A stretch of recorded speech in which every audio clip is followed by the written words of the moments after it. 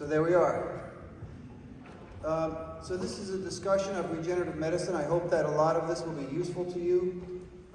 I'm going to talk a little bit about things that are off-label, some things which are not approved by the United States Food and Drug Administration, but I will emphasize that during this discussion because those procedures are not performed in the United States, but I think it's fascinating. Some of you who have attended this meeting have actually come down and spent time with me on the island of Antigua, and I'm grateful for those of you who have done so.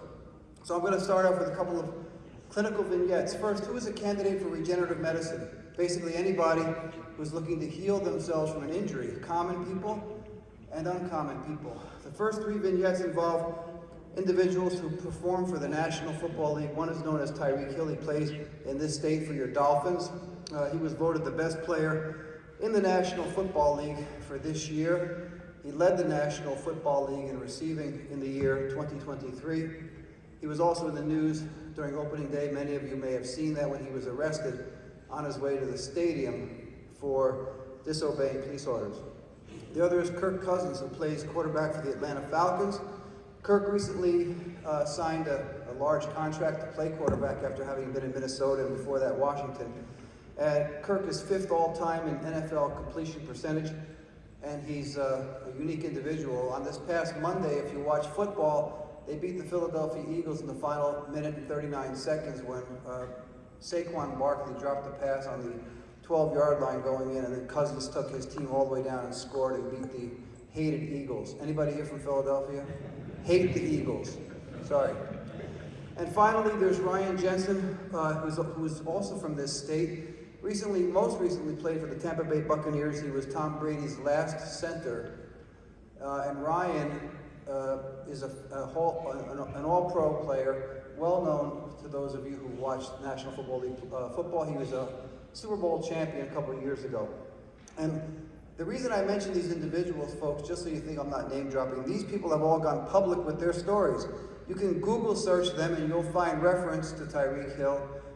You'll find reference to Kirk Cousins and Ryan Jensen because they've told their story about the amazing effects of regenerative medicine. So here's Tyreek Hill, interesting individual, sustained an ankle injury in 23, had stem cells twice, healed his ankle injury, healed all of his injuries. In fact, he's the fastest player in the history of the National Football League. He led the National Football League in receiving in 2023. He came back from being arrested and had an 80-yard touchdown pass on his very first day in opening season. Fascinating individual. He's got about 12 children, but that's a story for another day. Here's Ryan Jensen. Ryan Jensen tore 5 ligaments in his right knee in the year 2022. He was told by 5 orthopedic surgeons he needed a total knee arthroplasty. Well, Ryan Jensen didn't believe that. And does this microphone work? Is this on? Thank you. And so Ryan received stem cell therapy, and then he came back and played in the final game of Tom Brady's career, which they lost to the beloved Dallas Cowboys, who then went on to lose the next game, but that's another story. He never needed surgery. He was coming back, but in the summer, in preparing for last season, he did sustain a more catastrophic tear of his anterior cruciate ligament, and therefore did not go back and play professional football. Kirk Cousins tore his Achilles tendon in the year 23. He had stem cells twice in 23 and 24, signed a $180 million contract to play for 4 years for the Atlanta Falcons, and I've already told you a little about Kirk. So I just mentioned these individuals because they're some of the many stories. Obviously, a lot of folks don't want to be known and they don't go public, but you can imagine if I put 3 amazing athletes up on the board who've sustained injury, who've healed with regenerative medicine. There are a lot of people, common people from all walks of life, every race, creed, color, nationality, and gender, who've come for this type of therapy. So when we're talking about regenerative medicine, what we're really talking about is changing a catabolic state to an anabolic state. We're changing things like matrix metalloproteinases, which are elevated in times of stress and injury. We're trying to reduce or eliminate them. Tumor necrosis factor alpha, elevated during the times of stress or injury. We're trying to reduce or eliminate that. Anybody who tells you, oh, well, I'm going to do PRP intradiscal because I want to recreate the intervertebral disc in this 65-year-old so that it looks like he was 20-year-olds, that's not what regenerative medicine does. It does not do that. It does not build cartilage and tissues and bone marrow and intervertebral discs to become what they used to be like. It heals tissues. In the case of PRP, where there's primarily an inflammatory component, and in the case of stem cells, where there's a degenerative component. So one of the take-home messages today, PRP, very useful for inflammation. Stem cells, very useful for degeneration. That's one thing I want you to recall. And if you forget everything else I say from this point forward, because you've already seen the players, and now you're ready to go back on your phones and take a snooze, remember this. When we look at the evidence for regenerative medicine has level 2 evidence for knee osteoarthritis. When I say level 2, there are 5 levels of evidence, 1, 2, 3, 4, and 5. Number 1 is the highest level based on multiple randomized controlled trials. Level 2 is some randomized controlled trials and observational studies. Everything else pales in comparison. So there's level 2 evidence, meaning good evidence in favor of either PRP or stem cells, bone marrow derived concentrate for stem cells for knee osteoarthritis, and everything else falls by the wayside. Somebody asked Dr. De La Garza today, is there evidence for SI joint PRP or stem cells? The answer is yes, but it's level 4. So it's a little bit less robust in terms of the efficacy of these agents. Now, I wouldn't do a fair job of offering this lecture today if I didn't provide a cautionary tale about individuals who've unfortunately and regrettably caused a stain on regenerative medicine. And even more so for myself, being of an Italian-American heritage, the 2 individuals who really caused the greatest stain are both Italians. One is Deborah Tracy. It's true. Piero Anversa, many of you may have heard the name. He was a Harvard physician. And Piero was taking in rodents bone marrow concentrate. And his group at Harvard was injecting bone marrow concentrate into rodents who had had an induced myocardial infarction. And going back about 15 years, and this was in the New York Times, this was on Time magazine, they were indicating or implicating or suggesting that bone marrow concentrate of stem cells could repair hearts that were injured by an induced myocardial infarction. Well, it turns out that the slides of the before and after were all fabricated. So one of his laboratory assistants was taking normal rodent heart muscle and publishing it as the after, and they got caught. They had received more than $10 million in grants. So you can imagine what this does to the entire industry. This is a stain on the industry. And Anversa was already in his 80s, and he quietly went away. Some other people had to pay serious consequences. They had to retract dozens of articles in the highest peer-reviewed journals in the world, but that's a cautionary tale. Another cautionary tale, another Italian. Paolo Macchiarini, anyone see the Netflix series, A Bad Surgeon? It was a 3-part series. If you have nothing to do tonight after the party, go and start the series on Netflix.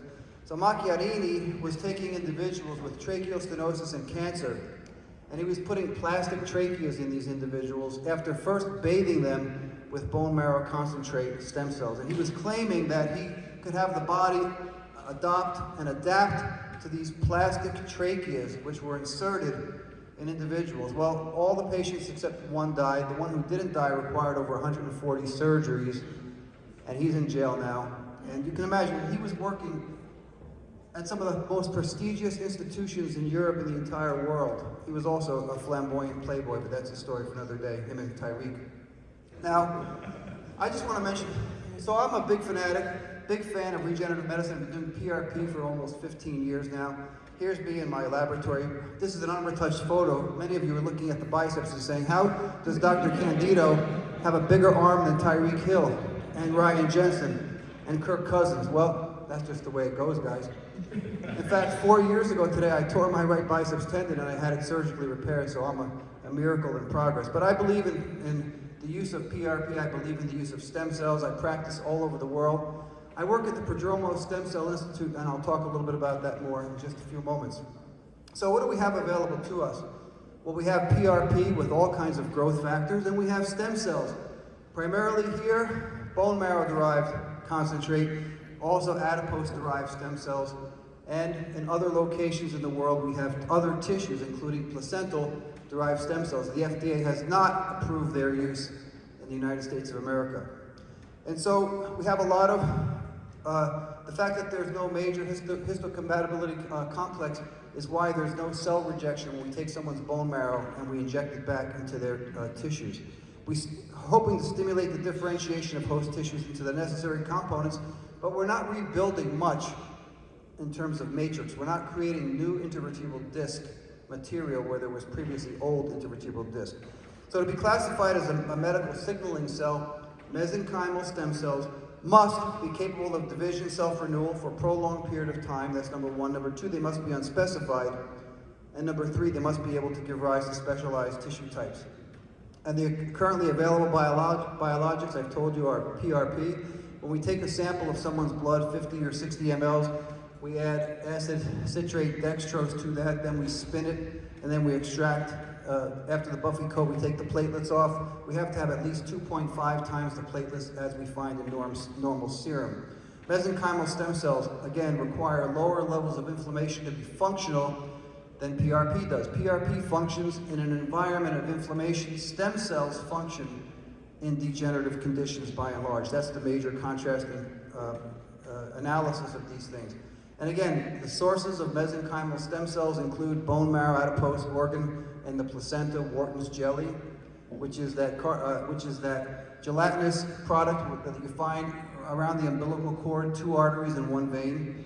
They have been shown to induce endogenous stem cell activities. They secrete bioactive factors which also promote tissue healing, and they facilitate, in some cases, the regeneration of damaged tissue, primarily for knee osteoarthritis. Remember, level 2 evidence for knee osteoarthritis.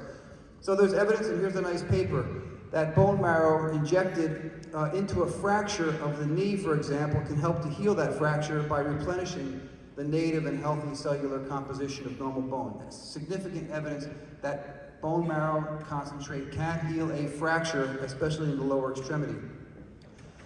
But we know that injury to the cartilage itself can release growth factors, and by doing so can also result in a natural process of healing. The reason why stem cells, and in some cases PRP, are more efficient is because they hasten this process and they cause a super exuberant liberation of these growth factors, which can cause cell differentiation, which leads to healing. Now, the big X factor is what happens in the intervertebral disc. Remember, I told you the levels of evidence for intradiscal PRP and stem cells is level 3. It's not as good as osteoarthritis of the knee.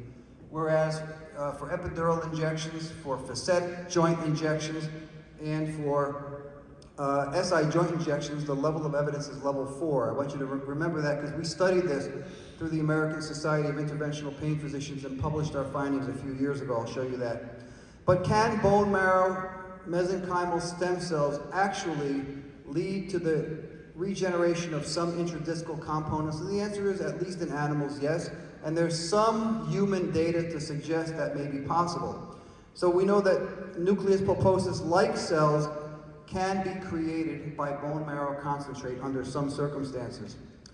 Wu did one of the first studies looking at intradiscal injections of mesenchymal stem cells, and also did a review of 6 studies showing that there was a 44.2 reduction in pain, pooled pain scores on a 100 numeric rating scale, 0 to 100, where 0 is no pain, and 100 is the worst imaginable pain, a 44.2% reduction, which is extraordinary. They also showed a 32.2 point pooled mean difference in the Oswestry Disability Index. So not only did stem cells injected into the disc result in improvement in pain, they also resulted in improvement in functionality. And you heard Dr. Giuffrida talking about how he prefers the ODI, so do I. There are other metrics besides the somewhat arbitrary and capricious use of a numeric rating scale for pain to measure whether something has merit or not. And so there's level 3 evidence, therefore, for the use of intradiscal injections of bone marrow concentrate derived mesenchymal stem cells. There's also some evidence that stem cells, bone marrow derived concentrate stem cells injected into the hip are also functionally leading to greater improvement. Patients reported improved pain. MRI showed evidence of regeneration in some cases of hip disorders, primarily osteoarthritis of the hip. Again, it seems like degenerative conditions respond more favorably to stem cells, and inflammatory conditions respond more favorably to PRP. It's been concluded that intra-articular mesenchymal stem cells provide improvement in pain and functionality in knee osteoarthritis. Dr. Chris Centeno, who's a huge investigator in this domain using bone marrow concentrate, in addition to his intradiscal studies, has also studied bone marrow concentrate injected into the knee. When a randomized crossover trial, high-dose bone marrow concentrate showed excellent results compared to control, and others have found the same type of evidence. Highest evidence for knee osteoarthritis, level 2 evidence, I've already stated that. Here's a paper from Noriega, looking at basically what is the appropriate dose of bone marrow concentrate for intradiscal disorders to improve functionality and also to reduce pain. They found that 25 million cells. Now, nobody knows with any degree of certainty how many cells have to be injected into any body part for there to be an optimal result in functionality. Nobody knows. And we're in the process now of conducting several dose-response studies, but nobody has a definitive answer. So this group, Noriega's group, found that 25 million stem cells, mesenchymal stem cells obtained from bone marrow, was effective. However, if you look at the graphs on the right side of this slide, there's not much difference between the control group compared to the active group. Yet, statistically speaking, the authors and statisticians found that there was merit to this process. So I just take this as a cautionary tale again. The results are not that dramatic for this condition. Here's another study of adipose-derived mesenchymal stem cells from the fat, looking at individuals with knee osteoarthritis, a small group of patients, 12 who got the cells and 12 who got normal saline, also showing improvement in pain and also showing improvement in functionality. So it's not just the cells that come from bone marrow. In some cases, individuals are injecting stem cells obtained from adipose tissue. This is a nice dose-response study from Gupta's group, looking at, again, in a model of osteoarthritis of the knee. They chose 25 million, 50 million, 75 million, or 150 million mesenchymal stem cells derived from bone marrow and injected into knees and compared it to placebo. And you can see that despite the variation in doses, 25, 50, 75, or 150 million, all patients improved. So we don't still know what the optimal dose of stem cells is for knee osteoarthritis. It could be anywhere. Maybe it's 5 million, which again is being studied as we speak right now. Not only was there improvement in pain, there was also improvement in the Western Ontario McMaster University or WOMAC scale and US Western Disability Index. Another nice study right here, which looked at 30 patients with knee osteoarthritis, 10 million versus 100 million cells, and once again, low dose versus high dose. This is another knee osteoarthritis study. Didn't really matter whether you put 10 million cells into that damaged knee or 100 million cells, patients improved, and improved to a greater degree than they did if hyaluronic acid, the gel that we all use from rooster comb, was injected. So it does appear that stem cells function in a superiority fashion compared to the use of gel. Next study I want to talk about is this study, another disc study. This is Chris Centeno's study. Now I caution you to read this study. This is an important study. Small group of patients, 33 patients, bone marrow-derived stem cells injected intradiscally, and he found that 85% of individuals had reduction in bulge size in their disc that was injected with stem cells. The average reduction was 23%. So when individual patients say to you, are you going to be able to rebuild my disc? No, you're going to reduce their disc. You're going to reduce the size of the intervertebral derangement, the disc bulge, and the average reduction, at least according to this paper from 2017, would be about 23% on average. Another paper from Patine here, very important, cited paper by many authors.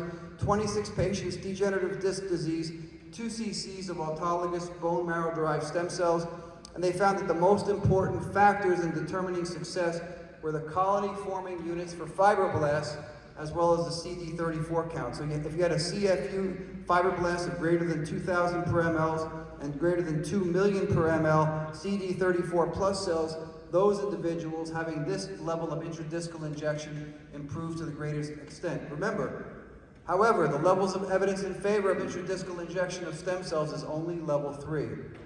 Here's another study, adipose-derived stem cells for discogenic low back pain. It's another dose-response study. Some patients got 20 million cells per disc, and some patients got 40 million cells per disc, and it didn't seem to matter. There was no difference in efficacy or outcome whether bone marrow-derived concentrate mesenchymal stem cells were 20 or 40 million cells per injection.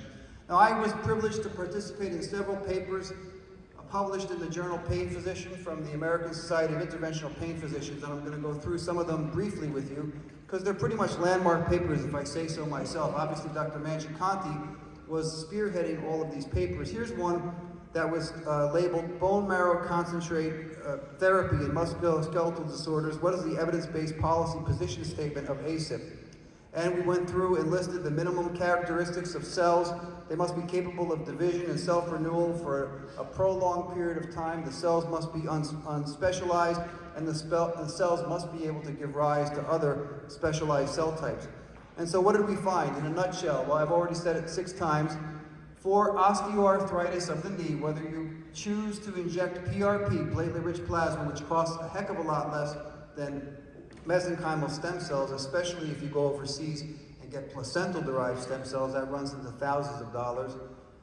The level of evidence is level 2, which means that there are randomized controlled trials of a fairly high level of scrutiny which support that practice. For everything else, intradiscal injections is level 3. For SI joint injections, facet injections, epidural injections, the level of evidence is level 4, and in some cases we don't even grade the level because it's so poor. So intradiscal injections, level 3.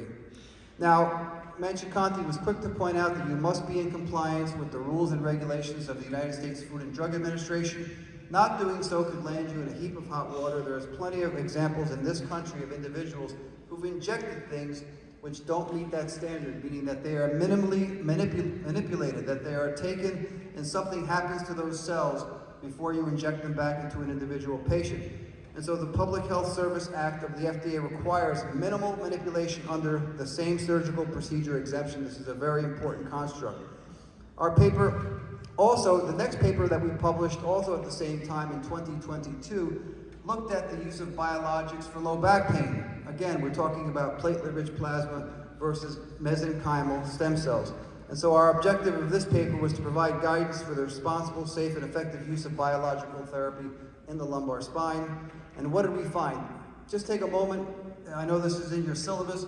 Probably the most important thing I state to you all afternoon today. The levels of evidence for lumbar disc injections is 3 for either PRP or mesenchymal stem cells. Does not ascend to a higher level than that. For lumbar epidural injections, it's level 4. Again, pretty shoddy evidence based on observational studies primarily. The level of evidence for lumbar facet joint injections is level 4. And the level of evidence for sacroiliac joint injections, the subject of a very important part of this meeting earlier this morning, is level 4, where the levels of evidence go from 1 to 5 again. Here's the data, looking at low back pain. This is a little bit of a busy slide. The first part of the slide shows the 6-month data for PRP. Those of you who don't know how to read a graph like this, 0 means we have to look to the right, which favors the placebo. If we look to the left, it favors the active agent. And you can see that the pain levels with PRP injected into the back, into the disc, favors PRP up to 6 months. The lower part of the slide shows the data up to 12 months. And once again, you'll see that the data favors PRP injections intradiscally up to 12 months in all the studies cited for this ACIP publication. This is looking now at the use of bone marrow-derived concentrate stem cells, mesenchymal stem cells injected into the intervertebral disc. On the upper part of the slide, you'll see once again that there's a favorability profile in all the studies looked at for our paper. The lower part of the slide, and this is for 12-month data, the lower part of the slide shows the Oswestry Disability Index, once again showing favorability of intradiscal bone marrow-derived concentrate stem cells. So there's favorability for both PRP as well as stem cells injected into the intervertebral disc, but the level of evidence is level 3. I want to digress for just a moment and talk about something that we are the only people on the planet that do. When I say we, I'm talking about myself and my colleagues who have several centers across the world where we inject patients, not just National Football League players. We've got individuals from every walk of life, every race, color, creed, denomination, gender. But we do for trigeminal neuralgia, recalcitrant trigeminal neuralgia, we've been doing 3D reconstructive CT scan imaging, Gasserian ganglion injections through the foramen ovale. We're the only place in the world that does it. We've done most of them in Monterrey, Mexico. We've got 19 out of 20 individuals that we've injected so far with an outstanding response. Many of these people have had Genettis procedure, microvascular decompression. They've got scar tissue. They've got little pieces of Teflon stuck between their artery and their nerve. And so this is my team. You can see there's Dr. Ramiro Ramirez, Dr. Prodromos is in the middle, and then myself. And you can see this is one of my procedures on one of my patients. I'm doing a left-sided Gasserian ganglion CT scan guided trigeminal nerve block. And if you look at the next picture, these are some unique three-dimensional reconstructions. The red arrow points to the needle entering the foramen ovale. So you're probably not going to see many pictures like this. Most people don't do trigeminal blocks using CT scan guidance. It takes me on the average 7 minutes to do one of these procedures of the first 20 patients. You can see the needle entering the foramen ovale. No contrast is injected, but it's important that we reconcile the foramen ovale and we don't go into the foramen rotundum, the foramen spinosum, where all the major vascular structures lurk at the base of the skull. So this has to be a precision-driven technique. We inject 5 million stem cells per treatment, and as I stated today, we've got now ongoing practice of having done close to 24 patients. We have a paper in the process of being accepted for publication as I speak. Here's a right-sided block that I performed under CAT scan. On the right side of the screen, where the circles are, you can see a needle. This is a 22 gauge, 3.5 inch Whitaker needle entering the foramen ovale, entering the Gasserian ganglion. And again, no contrast is injected. So far to date, I've had 0 cases of CSF from the needle, flowing from the needle when I removed the stylet. So I haven't punctured the dura in any of these cases. No patient in any of these who've received this technique have sustained any complications of any sort. This is the same patient. You'll see the needle coming in the right side of the foramen ovale. And the beauty of three-dimensional CT scan imaging, of course, is that it really hastens your ability to perform trigeminal block. So getting back to the evidence and getting back to the Pain Physician Journal and getting back to ACIP, our conclusions are that regenerative medicine should be basically provided to individuals who have failed conservative therapies. This is not a first-line therapy, whether we're talking PRP or the use of mesenchymal stem cells. And when I say mesenchymal, derived from bone marrow or adipose or Wharton's jelly or from the placenta. These are basically end-of-the-line therapies when you've exhausted things like steroid injections, radiofrequency procedures, maybe even stimulation procedures. And it requires compliance, again, with the FDA. Nothing that I'm saying here is out of compliance, because anything where you see that placental-derived cells were used was not done in the United States of America. Here's a recently published study on the actual use of Wharton's jelly in knee osteoarthritis. 16 patients with advanced degenerative disease of the knee. Half of them received Wharton's jelly-derived stem cells, and the other half received a saline injection. And once again, there was improvement in pain, there was an improvement in functionality. This was both clinically as well as statistically significant. So are there any contraindications to regenerative medicine? Yes, there are several you should be apprised of. The contraindications, of course, include things like platelet dysfunction, cutaneous infections at the site where you're going to be placing your needle. Patients who have low hemoglobins maybe are not ideal candidates for extracting blood and spinning it and taking their cells. Malignancy is a concept which previously was considered a contraindication to the use of regenerative medicine. However, I'll show you a study which came out recently, 9 years worth of data, which tends to rebut that entire prospect. Allergy to certain products. If the patient has a severe psychiatric comorbidity, of course, that needs to be addressed before you treat them. Nice paper. It was a multi-center analysis over 2,300 patients using mesenchymal stem cells for musculoskeletal conditions. Over 9 years, only 7 patients developed a malignancy or a neoplasm, which is far below the average for that age group and that number of patients. So stem cells, PRP and mesenchymal cells do not seem to induce malignancy under any circumstances of which I am aware. What are the potential adverse consequences? Initial worsening of pain, that's to be expected. When I've done a lot of intradiscal injections, those patients hurt in their back for 2 to 4 weeks afterward. They are very sore, and they're very unhappy for the first 3 to 4 weeks after an intradiscal injection. And in my discussion with Dr. Centeno and others who've injected stem cells into the disc, patients do not like that. And more recently, we've taken doing fewer injections into the disc because we haven't found statistically that disc injections improve outcome for low back pain, whereas epidural and facet injections tend to. We have that paper which has already been accepted for publication, more than 100 consecutive patients. Current strategies, again, these are procedures that need to be performed under direct visualization, whether you use fluoroscopy or ultrasound guidance. And if you heard the SI joint discussion earlier today, you heard Dr. Beal state this unequivocally. These are not techniques which should be done blindly under any circumstances.